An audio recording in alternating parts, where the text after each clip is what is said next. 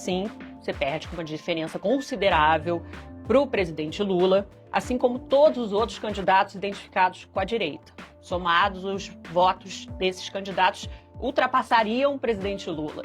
Como é que você enxerga o caminho para romper esse cenário? Muito tem se falado em aliança, eu vi que recentemente você se posicionou sobre uma possível aliança com o PSDB, negando, de certa forma.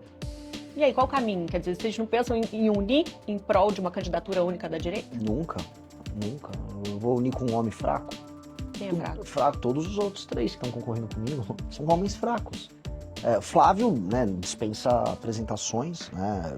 Ele talvez seja só homem forte do Vorcaro. O Zema puxa saco do Flávio.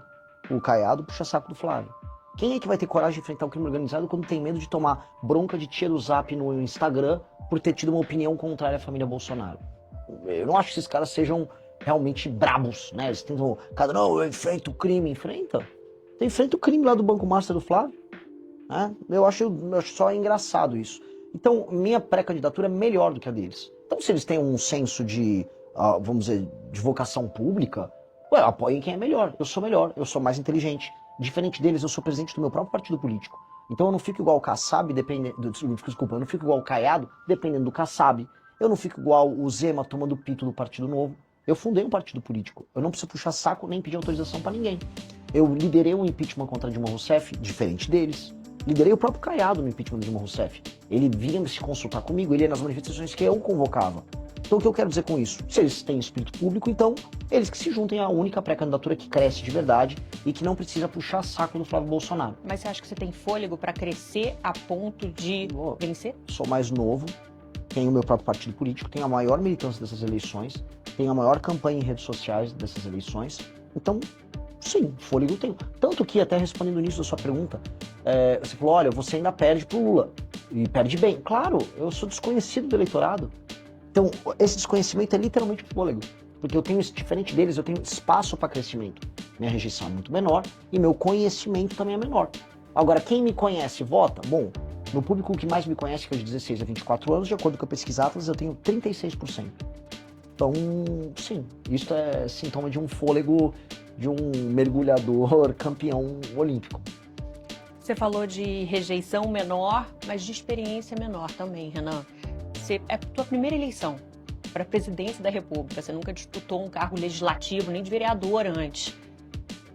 Bom, Dilma Rousseff teve grande experiência política já, né, e deu no que deu. Fernando Collor tinha grande experiência política, foi governador e deu no que deu. Ao mesmo tempo, o Milei não tem nenhuma experiência política, está fazendo um governo reformista. O Donald Trump, não estou aqui falando de julgamento, não gosto muito do mandato do Trump. Tem alguns méritos em algumas áreas, nunca assumiu o mandato. Então, eu posso encontrar bons e maus exemplos em candidatos com experiência em cargos pretéritas.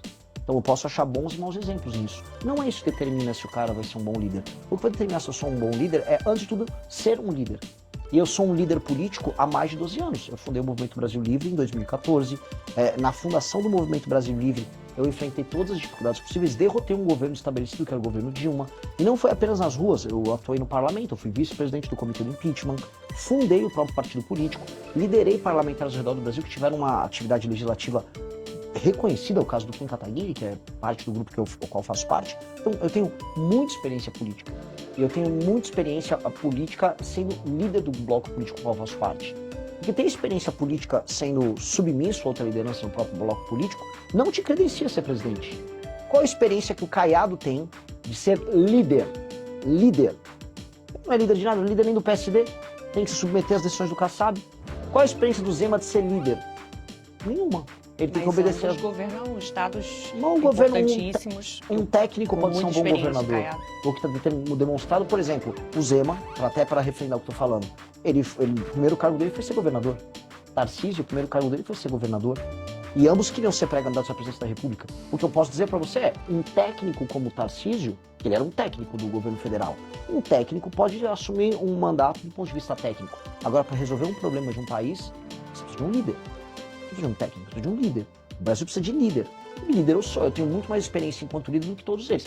Flávio nem coloco, porque a função dele é ser filho. A última coisa que um cara como filho é líder. A função dele é ser, eu sou filho do meu pai, atenção, meu nome é Flávio Bolsonaro.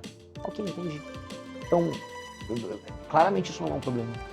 Você fala da experiência do MBL, do movimento que você fundou ali, né, junto e que foi importante no impeachment da Dilma, que trouxe uma juventude grande, que foi essa juventude que fundou agora o partido, Missão, há menos de um ano.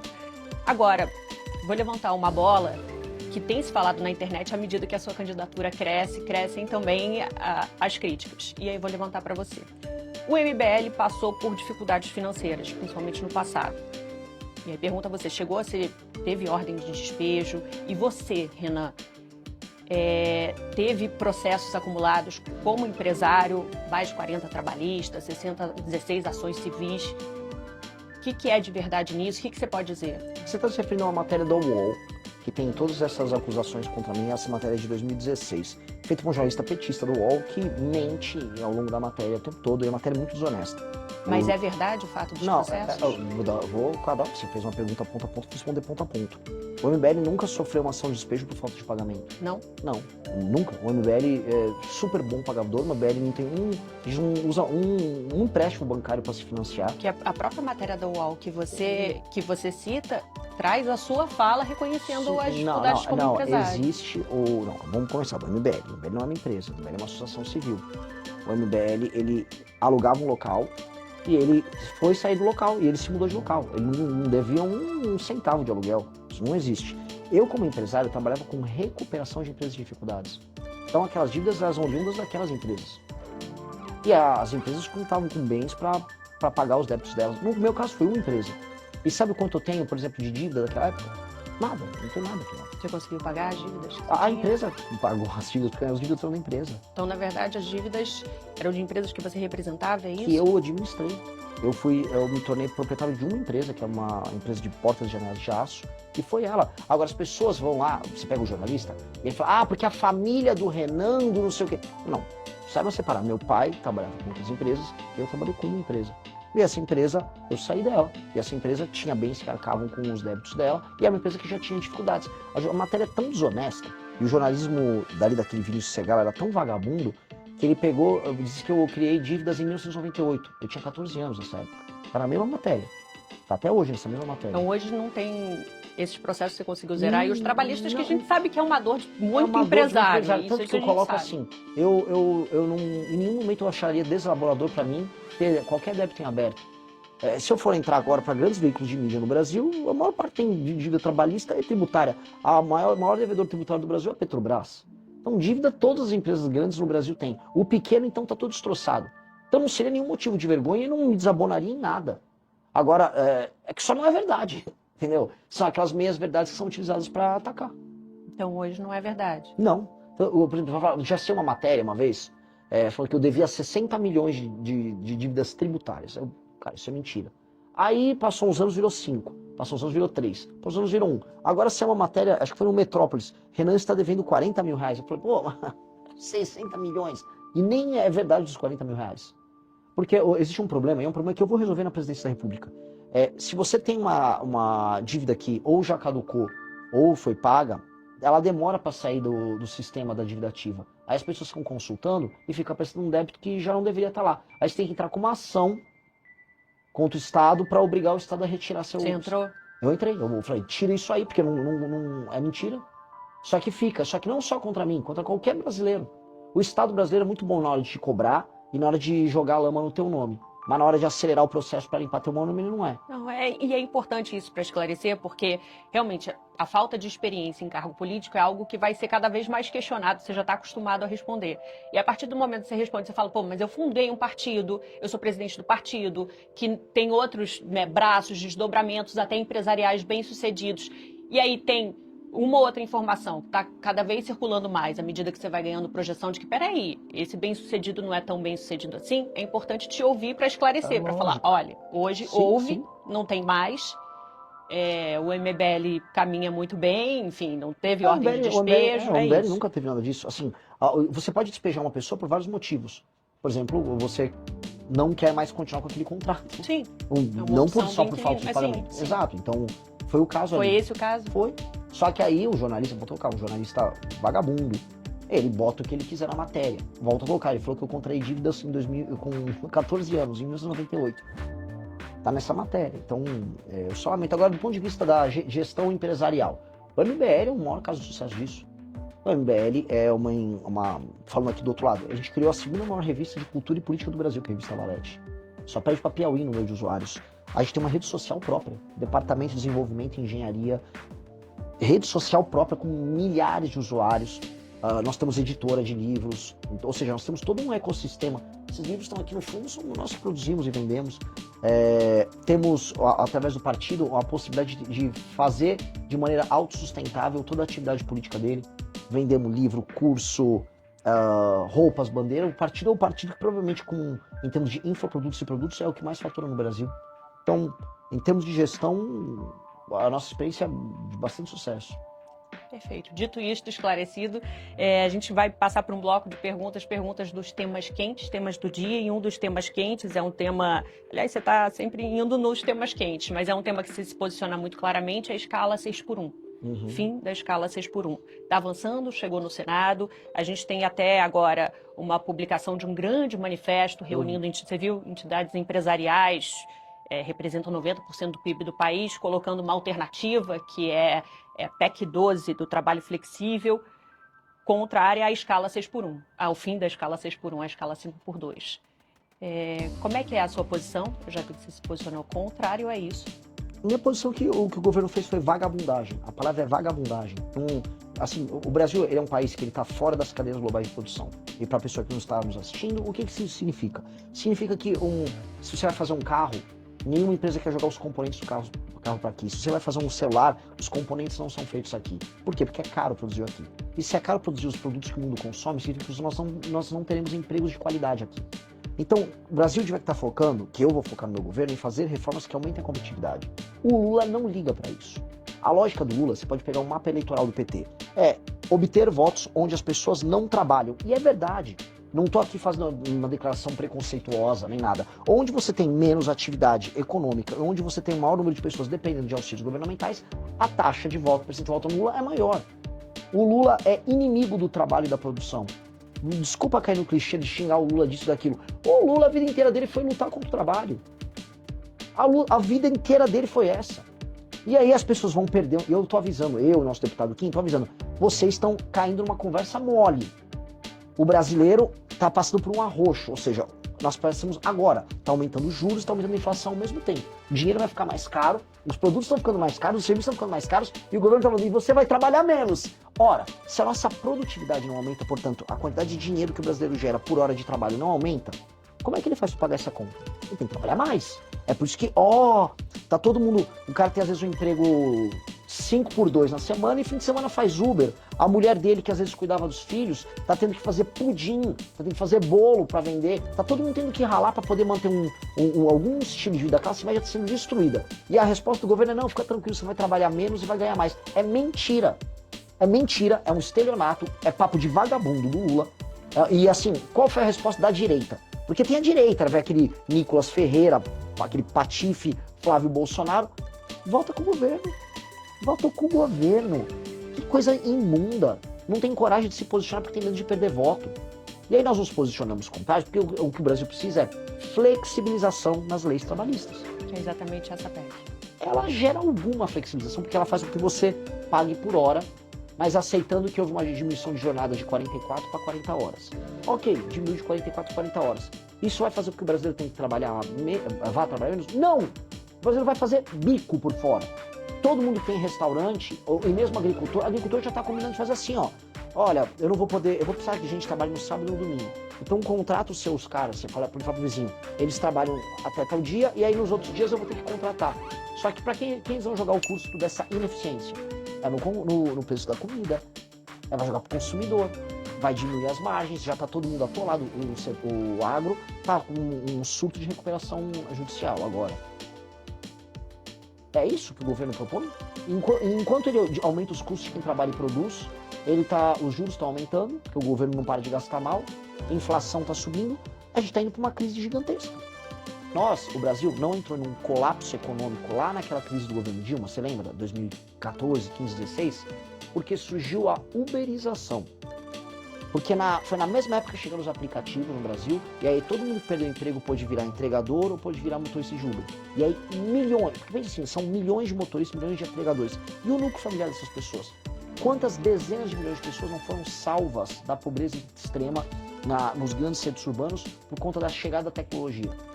Hoje, eles estão tentando, vamos dizer, sabotar até essa atividade. E hoje, como eles evitam que o Brasil consiga gerar empregos de qualidade, eles estão jogando todo mundo numa mega informalidade. Não vai dar para ter todo mundo fazendo Uber agora. Não vai dar para todo mundo virar entregador. Ou seja, eles estão ferrando a vida dos mais pobres. E eles são irresponsáveis. Então, a nossa opinião é bem clara. Nós temos que flexibilizar as leis trabalhistas. E é flexibilização pagando por hora, gerando concorrência nos sindicatos.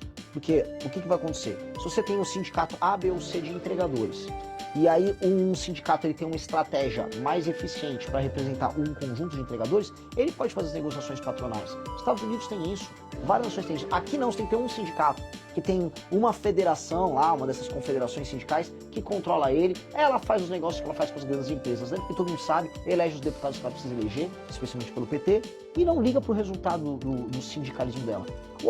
Veja só, eu não sou contra sindicatos, eu tô falando aqui, tem que ter mais sindicatos concorrendo entre si e, paralelamente, o trabalhador faz o contrato dele do jeito que ele quer fazer. E flexibiliza. As experiências internacionais vão todas na linha de quem flexibiliza, gera mais emprego e gera mais renda. Então, é o que nós temos que fazer.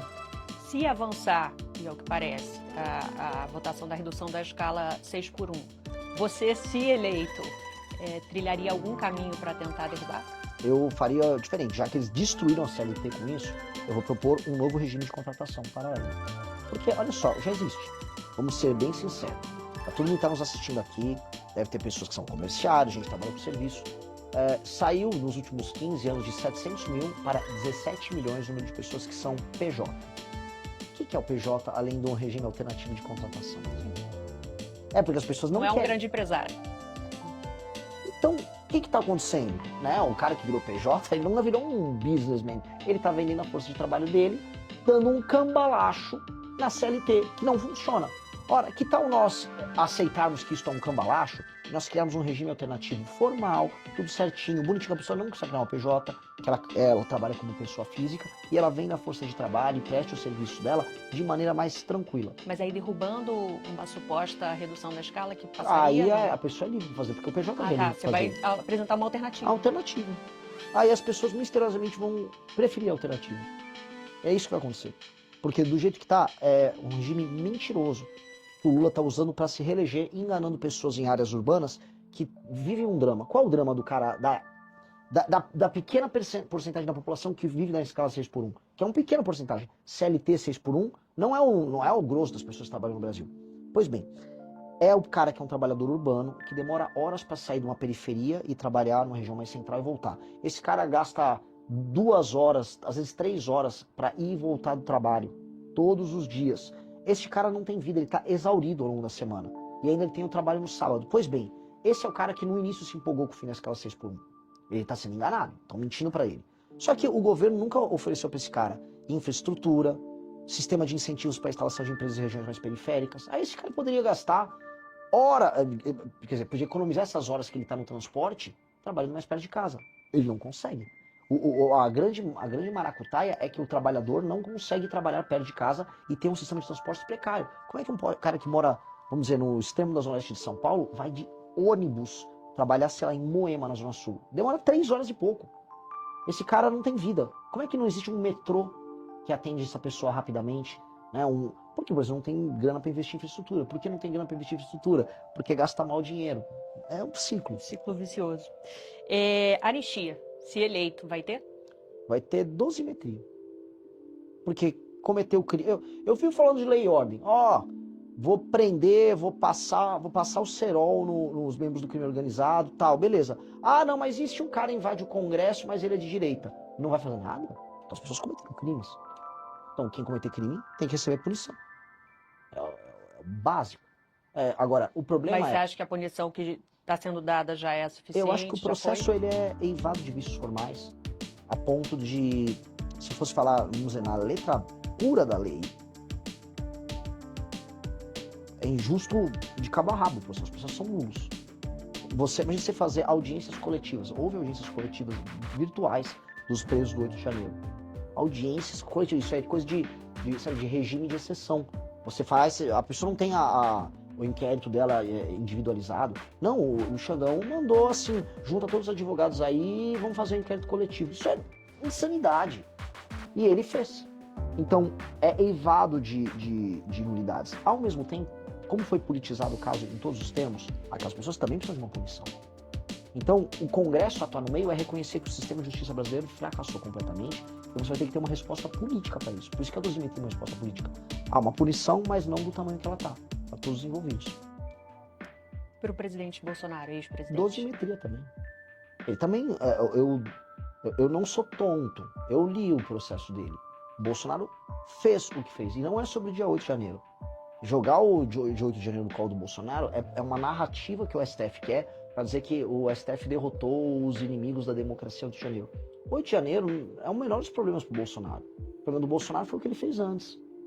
Foram as pessoas que foram incitadas pela equipe, e foi pegar as conversas pela equipe do governo dele, que respondiam diretamente a ele. Foram as reuniões com a minuta do golpe, tratadas com chefes das Forças Armadas Brasileiras, para cometer um ato ilegal. Foi a organização de uma militância virtual para levar as pessoas a fazer todas aqueles acampamentos. Ou seja, havia uma cadeia de comando e não é que aqueles foram atos preparatórios. Já estava em execução do plano. E o Bolsonaro participou dessa execução do plano. Esse é o problema dele. Ele participou. Ele não brecou nenhuma das pessoas, ele se reuniu, ele falou o que falou com o Freire Gomes, com os generais. Então, ele precisa de alguma punição. Dito isso, o processo dele também é eivado de nulidades. Porque não passar a dosimetria é reconhecer que existe um tribunal de exceção tocado pelo Alexandre de Moraes. E aí o Alexandre de Moraes não quer que passe a dosimetria, porque no fundo ele está retirando as atribuições de autoridade especial que foi conferida de maneira ilegal a ele. Ele não é o juiz do Brasil. Então a dosimetria, o Congresso resolve isso politicamente, acaba com esse inquérito maldito e vira essa página da história. Você falou do ministro Alexandre de Moraes. Para a gente fechar esse bloco, outro tema polêmico, impeachment de ministros do STF. Eu acho que ele merece, tanto ele quanto o Dias Toffoli estão mais do que merecedores de um impeachment na cabeça. Mais do que merecedores. E o Senado Federal, na próxima legislatura, tem a obrigação de andar com isso. Até porque qualquer CPI séria envolvendo o caso do Banco Master redundaria na investigação sobre eles e na queda desses ministros. Não à toa que o STF, junto com o Alcolumbre, junto num acordo com o próprio Flávio Bolsonaro, com o PT, todo mundo, esses caras derrubaram a CPI do Master. Vamos dizer agora que uma das primeiras coisas que pegaria seria o sistema de compra de autoridades do senhor Daniel Vorcaro. Não apenas defendo, como acho que eles têm que ser punidos, eu acho que em se confirmando que todas as provas nos levam a crer, os envolvidos todos têm que ir pra cadeia, mais do que serem tirados das posições que eles têm. E essa é a situação que envolve não só ele como o Dias Toffoli. Será que avança essas investigações? Se você tiver o Lula ou o Flávio vencendo, não avança. Com certeza não avança. Basicamente, ambos fazem parte dessa máquina de corrupção brasileira que se tornou Brasília. Porque você tem um contínuo dos esquemas, né? As pessoas ficam falando de polarização, mas será que as pessoas não se dão conta que os esquemas que se iniciaram no governo Bolsonaro, eles continuaram no governo Lula? Master e INSS. Esses esquemas, eles cruzam o governo e, na verdade, o que você tem uma hora era o João Roma pelo governo Bolsonaro e o lobby do Ciro Nogueira pelo governo Bolsonaro pelo Master. Depois passa a ser o Jacques Wagner, não vai que ela vem antes do Master, mas passa a ser o Guido Mantega, o Lewandowski, a relação com o próprio Lula.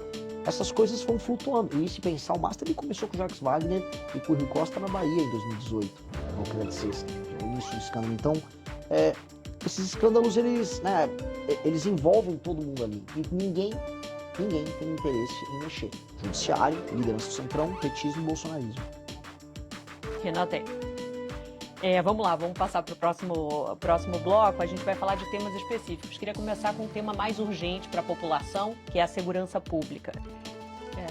Crime organizado não está só nas comunidades, nas favelas, ele está no sistema. A gente teve recentemente, pelo governo americano, a classificação como organizações terroristas, Comando Vermelho, PCC. Minha primeira pergunta é, se eleito, qual seria a sua primeira medida com relação à segurança pública, Renan? São tantas. E eu vou ter que tomar algumas, assim, de uma vez. Primeira coisa, na própria transição, eu preciso já passar um aumento de penas para todos os crimes violentos e uma adequação do Comando Vermelho, PCC e outras facções naquilo que eu chamo de status de inimigo, que é a aplicação do direito penal do inimigo, que quem trouxe para o debate público no Brasil fui eu, agora os outros começaram a imitar nas campanhas, que é entregar um status anômalo para essas entidades. Os Estados Unidos qualificou os PCC e Comando Vermelho como organizações terroristas internacionais, o que é um status diferente, que pode até gerar problemas para o Brasil. Eu não estou falando dos Estados Unidos fazer uma ação aqui igual o PT fica, não é isso. É que os Estados Unidos agora têm superpoderes, por exemplo, para falar, essa empresa aqui que trabalha nos Estados Unidos, ela tem uma vinculação indireta com o PCC. Você abre uma brecha ali para questionamento. E o Trump, ele joga o jogo do Trump. Achar que o Trump está ligando para nós, brasileiros, na verdade que o Trump ele faz campanha para tirar brasileiros dos Estados Unidos. O Trump quer tirar os latinos de lá. Achar que o Trump tá, sabe, é uma inocência muito grande. Também é um alarmismo muito grande falar que o governo americano vai invadir o Brasil. Isso é papo furado. Pois bem, voltando para a proposta. Nós temos que entregar esse status para esses grupos. Quando eu entro no meu mandato, com esse novo status, com esse novo marco legal, que altera Código de Processo Penal, Lei de Execuções Penais e leis penais, com penas mais duras, ou seja, vai ficar muito difícil para um criminoso, quando pego, sair da cadeia, especialmente os crimes violentos. Aí nós vamos recuperar nacos do Estado brasileiro que estão nas mãos deles. E para isso, essas regiões precisam, isso na minha opinião, isso é opinião de especialistas, estou falando de gente do BOP no Rio de Janeiro, estou falando de comandantes e oficiais das polícias nos estados. Você está trabalhando com alguém específico na área da segurança? E alguns. No Rio de Janeiro, o comandante Busnello, o coronel Busnello, um dos maiores snipers, membro do BOP, provavelmente, hoje ele é um pré-candidato ao governo do Rio de Janeiro junto com o bombeiro Rafa. Mas é sabido, se você não tiver, por exemplo, um estado de defesa nas regiões, o que é o estado de defesa? É um status especial maior do que o da GLO, que permite que a polícia entre em domicílios sem mandado. Então a gente coloca todas as regiões, uma favela aqui, uma cidade ali, em estado de defesa, por uma semana, 2 semanas, e lá você pega todas as lideranças. Você faz. Sabe aquelas invasões, aquelas incursões que a polícia faz na favela? Muitas vezes eles não conseguem pegar essas pessoas que se escondem nos domicílios de outras pessoas e você não consegue entrar. A polícia, se for para pegar, eles têm que pegar e pegar de uma vez. Quem trocar tiro morrer, os outros têm que prender. E aí, nesse novo marco que altera as penas, prender muito preso, né? Prender por muito tempo em presídios que nós temos que começar a construir, novos. Aí vem aquela discussão, mais escolas ou mais presídios? Mais presídios. O Brasil parou de nascer, gente, eu preciso melhorar as escolas, eu preciso ficar construindo muito mais escola. A demografia brasileira está se alterando. Eu preciso fazer escolas melhores, mas eu preciso fazer mais presídios, eu preciso fazer muito mais presídio. E aí, com base nisso, nós vamos iniciar uma guerra contra eles, retomando esses territórios. Como eu vou ter alterado todas as leis que envolvem crimes violentos, ou seja, uma pessoa assaltou você com a mão armada no meio da rua, ele não pode pegar menos de 30 anos, sem progressão. Porque uma pessoa que botou uma arma na tua cabeça, ela se tornou juiz da tua vida. Ela pode decidir se você vive ou morre por causa de um celular, de uma aliança. Definitivamente esse cara tem que ter uma punição muito grande. Punição de país sério. Aqui não, o cara nem preso fica muitas vezes. Então nós temos que alterar essa dinâmica. Isso vai desconstruir a indústria do roubo e do furto que nós temos no Brasil, enquanto paralelamente o Estado age com inteligência. Como é que eu desmantelo o PCC? É só reocupando o território? Não. Eu tenho que pegar o Porto de Santos, eu tenho que pegar as fronteiras, eu tenho que pegar a lavagem de dinheiro. E aí entra o jogo da inteligência. Só que a inteligência é um jogo que tem que vir junto com o aumento da punição. Porque existe uma falsa dicotomia que vem os especialistas que adoram levar na Globo News. Não, porque a inteligência tem que ter inteligência. Agora, se não tiver aumento de punição, eu vou lá, uso minha inteligência, prendo o cara e o cara fica 2 anos. Que é o que acontece. Né? Então, tem que fazer as duas coisas. Você fala de aumento de punição, mas essas mudanças exigem, no mínimo, uma maioria ali legislativa, um forte apoio. Hoje, a base de vocês têm um deputado na Câmara, nada no Senado. Mas, por exemplo, esse mesmo deputado aprovou um projeto de lei agora, essas últimas 2 semanas, de aumento de penas para furto, roubo e receptação de celular. O tema é maior do que a bancada. Se eu ganhar a eleição, primeiro, eu vou ter uma bancada muito maior do que essa. Segundo, ganhando as eleições com essa temática, os deputados dos outros partidos vão estar pautados nisso que seria o espírito do tempo. E com base nisso a gente forma maiorias. Hoje, no governo Lula, houve maioria para aumento de penas. A questão é, com o novo governo eleito com essa bandeira, o espírito da nova legislatura vai estar imbuído disso. E aí eu tenho que formar as maiorias para passar. E isso hoje, assim, hoje é o tema que mais preocupa o brasileiro. Definitivamente isso não é um tema impopular de passar no Congresso. Não. É assim como redução da Maioridade penal. Que tem que passar. Pra que idade? Não tem que ter maioridade penal. Não tem que ter. Se uma pessoa foi capaz de cometer um crime hediondo contra outra pessoa, vou dar um exemplo. Se um menino de 13 anos estupra uma senhora de idade, mata uma pessoa, comete um latrocínio, não, ele não tem 14. Se ele cometeu um crime quando ele tinha força de um homem para fazer isso e foi capaz de fazer, será punido como um homem. Se um menino de 11 assalta, esfaqueia... Sim. Crime hediondo, crime contra a vida, tem que ter punição, tal qual adulto. Tem que ter. E países sérios fazem isso. Os Estados Unidos têm isso. Eu acho isso muito louco, que as pessoas falam, mas e os direitos humanos? Os Estados Unidos, onde se viola mais direitos humanos? Nos Estados Unidos ou no Brasil? É no Brasil. O cidadão brasileiro é a maior vítima dessas violações e das atrocidades que a gente vê. E a gente fica sendo garantista com isso. Não.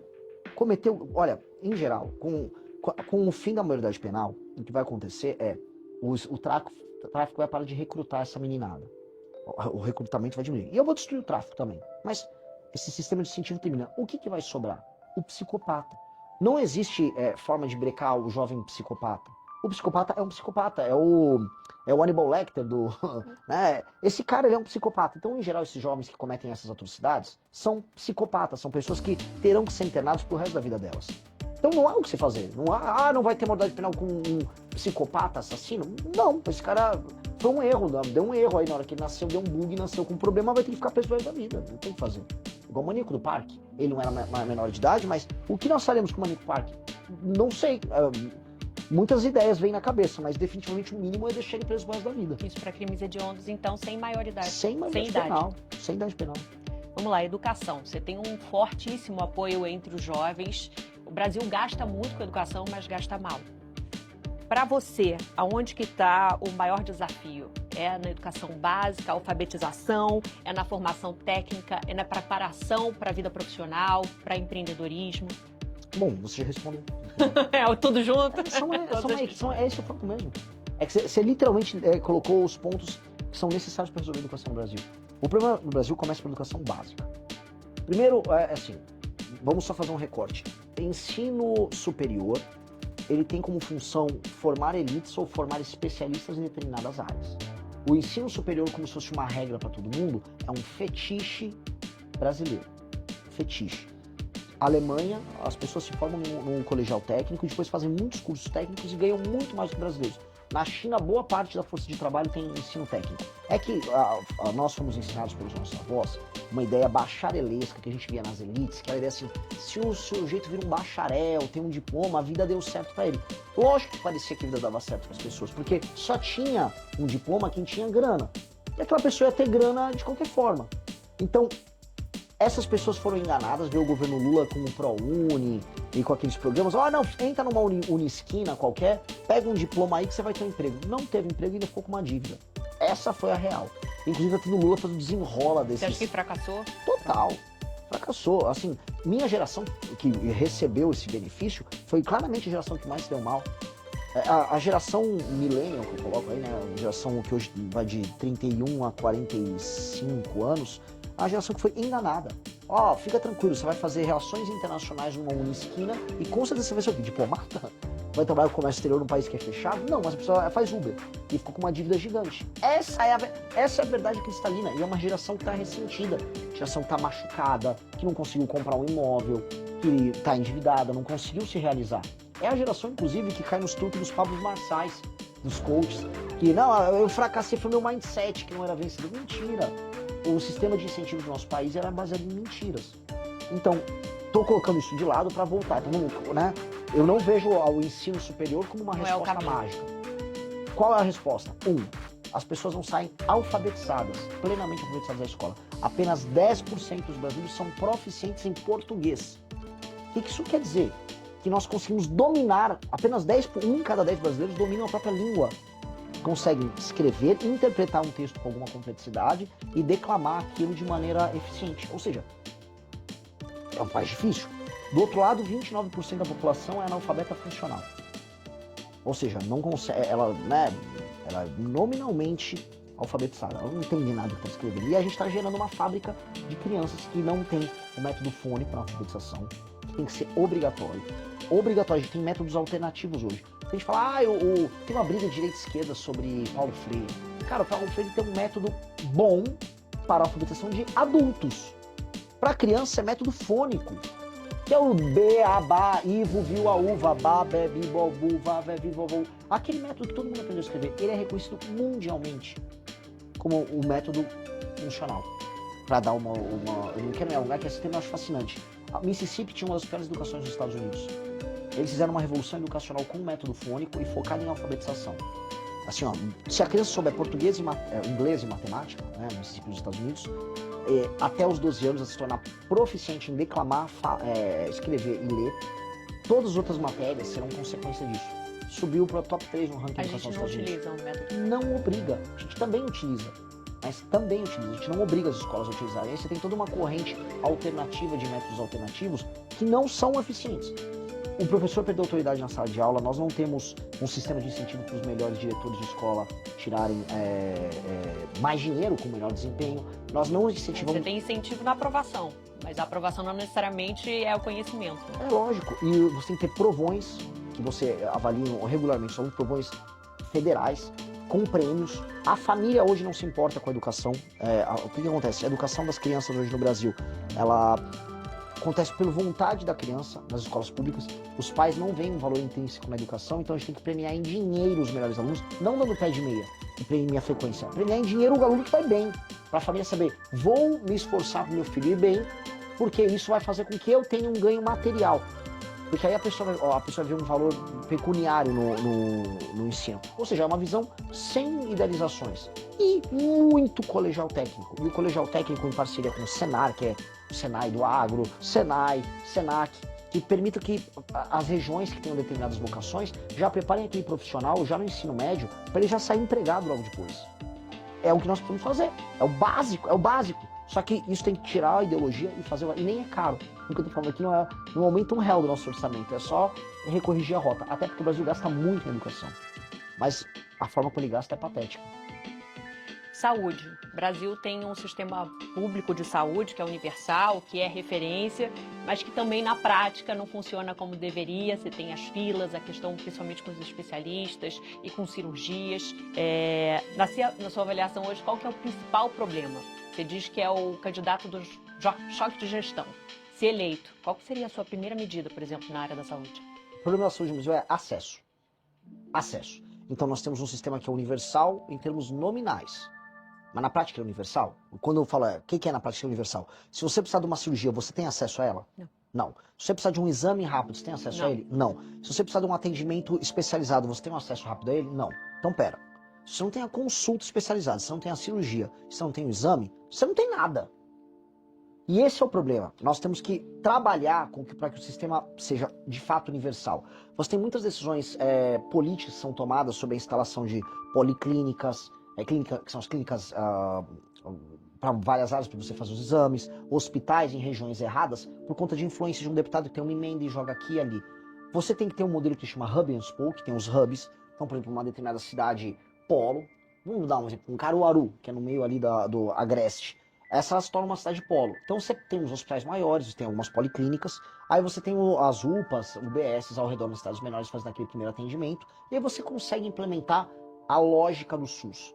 Então você tem que resolver isso. Você tem que mudar a fila, porque a fila é a morte do acesso, e a fila no Brasil ela segue critérios dos mais imbecis possíveis. Por exemplo, você tá com um câncer super agressivo, você precisa fazer um exame. Eu preciso fazer um exame de rotina.